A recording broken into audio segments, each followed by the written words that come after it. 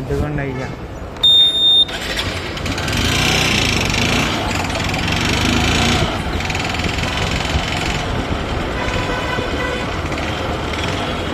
అయ్యా అయ్యా ఎంతసేపు అయ్యా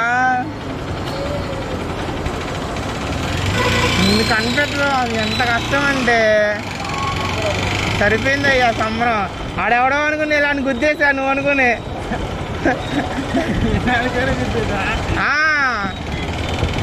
నువ్వు ఎలా చెప్పావు అలాగే చెప్పాడు ఆడు కూడా.